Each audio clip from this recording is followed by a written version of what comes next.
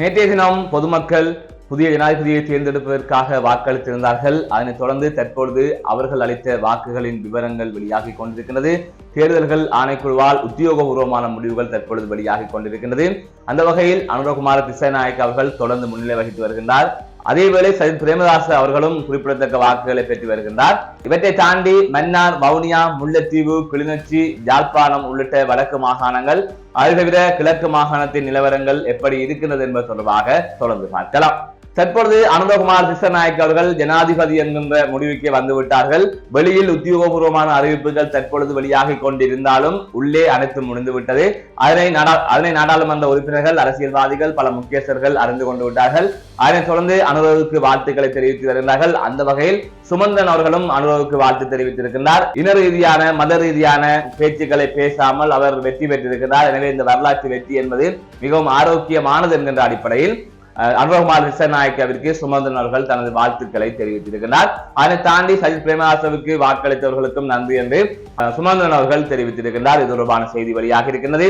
அதனை தாண்டி வடக்கு மாகாணம் உள்ளிட்ட இலங்கை நிலவரங்கள் தற்பொழுது எப்படி இருக்கின்றது என்பது தொடர்பான தகவலும் வெளியாக இருக்கின்றது. நேற்றைய தினம் இரவிலிருந்தே தபால் மூல வாக்குகள் வெளியிடப்படுகிறது. தபால் மூல வாக்குகளின் எண்ணிக்கையின் அடிப்படையில் அனுரகுமார் திசாநாயக்க அவர்கள் 65% வாக்குகளை பெற்றிருந்தார்கள் தான் கூற வேண்டும். அந்த அளவுக்கு அவ்வளவு வாக்குகள் தபால் மூலம் அவருக்கு விழுந்திருந்தது. அதனைத் தொடர்ந்து பொதுமக்களின் வாக்குகள் என்னும் பணி தொடங்கியது. தற்பொழுது பொதுமக்களின் வாக்குகள் தொடர்பான எண்ணிக்கைகள் வெளியாகிக் கொண்டிருக்கிறது. அதன் அடிப்படையில் அனைவருமே காத்துக் கொண்டிருந்தது வடக்கு மாகாண நிலவரம். தற்பொழுது வடக்கு மாகாண நிலவரம் முழுமையாக உத்தியோகபூர்வமாக வெளியாகி இருக்கிறது. அந்த வகையில் கிளிநொச்சி மாவட்டத்தில் சஜித் பிரேமதாச அவர்கள் 30,571 வாக்குகளை பெற்றிருக்கின்றார். அரிய நேத்திரன் அவர்கள் 20,348 வாக்குகளை பெற்றிருக்கின்றார். அனுரகுமார திசாநாயக்க அவர்கள் 2,805 வாக்குகளை பெற்றிருக்கின்றார். ரணில் விக்ரமசிங்க அவர்கள் 7,182 வாக்குகளை பெற்றிருக்கின்றார். இவ்வாறு கிளிநொச்சி நிலவரம் இருக்கிறது. கிளிநொச்சி என்பது ஒரு முக்கியமான மாவட்டம் வடக்கில், அதுவும் சிவஞானம் ஸ்ரீதரன் அவர்களின் மாவட்டமாக இருக்கின்றது. சிவஞானம் ஸ்ரீதரன் அவர்களும் பொது வேட்பாளர் அரிய நேத்திரனுக்கு ஆதரவை அளித்திருந்தார். ஆனால் முழுமையான ஆதரவை வழங்கவில்லை என்கின்ற குற்றச்சாட்டுகள், அதனையும் தாண்டி தற்பொழுது அரிய நேத்திரன் அவர்கள் கிளிநொச்சியிலே இவ்வளவு வாக்குகளை பெற்றிருக்கின்றார் என்பது உண்மையிலே ஒரு ஆரோக்கியமான வாக்காக பார்க்கப்படுகின்றது. அதனை தாண்டி வன்னி மாவட்டத்தின் முல்லைத்தீவு தேர்தல் முடிவுகளிலே சஜித் பிரேமதாஸ் அவர்கள் 28,301 வாக்குகளை பெற்றிருக்கிறார். அரிய நேத்திரன் 12,810 வாக்குகள் பெற்றிருக்கிறார். அனுரகுமார திசாநாயக்க அவர்கள் 3,453 வாக்குகளை பெற்றிருக்கிறார். ரணில் விக்ரமசிங்க அவர்கள் 7,117 வாக்குகளை பெற்றிருக்கிறார். இது முல்லைத்தீவு மாவட்டத்தின் நிலவரமாக இருக்கிறது. வன்னி தேர்தல் தொகுதிக்குள் அடங்குகின்ற 3 மாவட்டங்களில் ஒரு மாவட்டமாக முல்லைத்தீவு மாவட்டம் அடங்குகின்றது. முல்லைத்தீவு மாவட்டத்தின் தேர்தல் முடிவுகள் இதுவாக இருக்கின்றது. அதனை தாண்டி யாழ்ப்பாணம் சாவோச்சேரி தேர்தல் முடிவுகள் வெளிவந்திருக்கின்றன.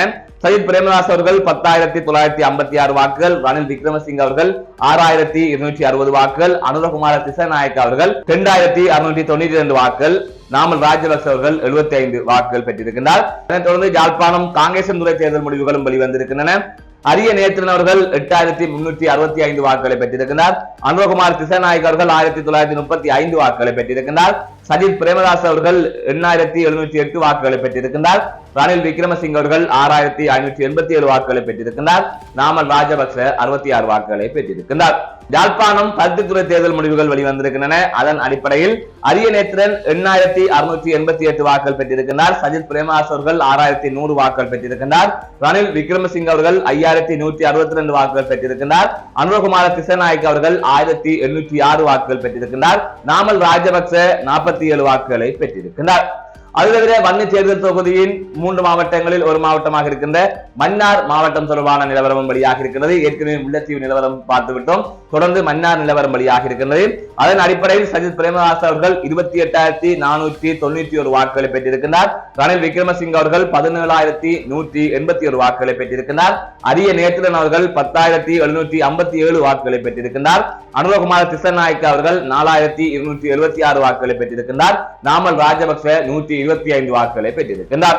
அதேவேளை வன்னி தேர்தல் தொகுதியில் மற்றொரு மாவட்டமாக இருக்கின்றது, அதாவது அதிகூடிய வாக்குகளை வைத்திருக்கின்ற மாவட்டமாக இருக்கின்ற வவுனியா மாவட்டத்தின் தேர்தல் முடிவுகளும் வெளியாக இருக்கின்றது. அதன் அடிப்படையில் சஜித் பிரேமதாச 33,731 வாக்குகள், அரிய நேத்திரன் 11,650 வாக்குகள், ரணில் விக்ரமசிங்க 24,018 வாக்குகள், அனுரகுமார திசாநாயக்க 11,591 வாக்குகள், நாமல் ராஜபக்ச 671 வாக்குகள். அதில் திருகோணமலை மாவட்ட தேர்தல் முடிவுகள் வெளியாக இருக்கிறது.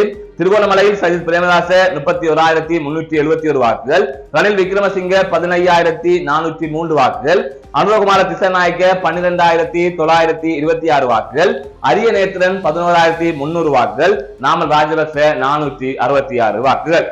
அதை தாண்டி யாழ்ப்பாணம் மாவட்ட ஊர்காவல்துறை தேர்தல் முடிவுகள் கிடைக்கப்பட்டிருக்கின்றன. அதன் அடிப்படையில் சஜித் பிரேமதாச 3,687 வாக்குகளை பெற்றிருக்கிறார். ரணில் விக்ரமசிங்க அவர்கள் 5,155 வாக்குகளை பெற்றிருக்கிறார். அனுரகுமார திசாநாயக்க அவர்கள் 593 வாக்குகளை பெற்றிருக்கிறார். அரிய நேத்திரன் 5,726 வாக்குகளை பெற்றிருக்கிறார். நாமல் ராஜபக்ச 31 வாக்குகளை பெற்றிருக்கிறார். இதே மொத்தமாக வன்னி தேர்தல் தொகுதி என்று எடுத்துக்கொண்டால் முழுமையாக அனைத்து மாவட்டங்களில் இருந்தும் உத்தியோகபூர்வமான முடிவுகள் வெளியாக இருக்கிறது. அதன் அடிப்படையில் வன்னி தேர்தல் தொகுதியை எடுத்துக்கொண்ட அதாவது மன்னார் வவுனியா முல்லைத்தீவு உள்ளிட்ட மாவட்டங்களை அதாவது மன்னார் வவுனியா முல்லைத்தீவை உள்ளடக்கிய தேர்தல் மாவட்டமாக வன்னி தேர்தல் தொகுதி இருக்கிறது. அதன் அடிப்படையில் வன்னி தேர்தல் தொகுதியை மொத்தமாக எடுத்துக்கொண்டால் சஜித் பிரேமதாஸ் அவர்கள் 95,422 வாக்குகளை பெற்றிருக்கிறார். ரணில் 52,573 வாக்குகளை பெற்றிருக்கிறார். அரிய நேத்திரன் 36,377 வாக்குகளை பெற்றிருக்கிறார். இதனை தாண்டி ஹம்பாந்தோட்டை தேர்தல் நிலவரம் எப்படி இருக்கின்றது என்பது தொடர்பாக ஆராய இருக்கின்றோம். அதன் அடிப்படையில் ஹம்பாந்தோட்டை முடிவுகளும் வெளியாகி இருக்கின்றது. இந்த நிலையில் ஹம்பாந்தோட்டையில் அனுரா அவர்கள் 2,21,913 வாக்குகளை பெற்றிருக்கிறார். சஜித் பிரேமதாஸ் அவர்கள் 1,31,503 வாக்குகளை பெற்றிருக்கிறார். ரணில் விக்ரமசிங்க அவர்கள் 33,217 வாக்குகளை பெற்றிருக்கிறார். நாமல் அவர்கள் 26,707 வாக்குகளை பெற்றிருக்கிறார். ஹம்பாந்தோட்டை என்பது ராஜபக்சர்களின் சொந்த இடம். அவர்கள் பரம்பரையாக அங்குதான் வாழுகின்றார்கள். அந்த மாவட்டத்தில் நாமல் ராஜபக்ச அவர்கள் 26,707 வாக்குகளை பெற்றிருக்கிறார். இதே முடிவு நாடாளுமன்றத்திலும் தொடர்பாக இருந்தால் நாமல் ராஜபக்ச அவர்கள் நாடாளுமன்ற தேர்தலில் வெற்றி பெற்று எம்பி ஆவதே கஷ்டமான ஒரு விடயமாக இருக்கும் என்பதுதான் இதனூடாக தெரிய வருகின்ற விடயமாக இருக்கிறது. அந்த அளவிற்கு மோசமான நிலைமை அங்கே இருக்கின்றது. இந்த நிலையில் மொத்தமாக 9 மணி வரை வெளியான உத்தியோகபூர்வ தேர்தல் முடிவுகளின் மொத்த எண்ணிக்கையின் அடிப்படையில் அனுரகுமார திசாநாயக்க அவர்கள் 14,22,501 வாக்குகளை பெற்றிருக்கிறார். சஜித் பிரேமதாஸ் அவர்கள் 9,22,347 வாக்குகளை பெற்றிருக்கிறார். ரணில் 4,92,617 வாக்குகளை பெற்றிருக்கிறார். அரிய நேந்திரன் 1,07,036 வாக்குகளை பெற்றிருக்கிறார். இதிலே அரிய நேந்திரனின் வாக்கு வீதம் என்பதும் மிக மிக நன்றாக இருக்கிறது. ஒரு நல்ல முன்னேற்றம் இருக்கிறது. தேசியம் சார்ந்து தேசியத்தை உள்ளடக்கி தேசியத்தில் ஒன்றிணைய வேண்டும் என்பதற்காக தமிழ் மக்கள் வாக்களித்திருக்கிறார்கள் என்பது தெரிய வருகின்றது. அதனை தாண்டி அனுர தற்பொழுது முன்னிலை வகிக்கின்றார். வடக்கு கிழக்கு உள்ள வாக்குகள் வெளிவந்தும் அனுர முன்னிலை வகிக்கின்றார் என்று சொன்னால் தொடர்ந்து அவர்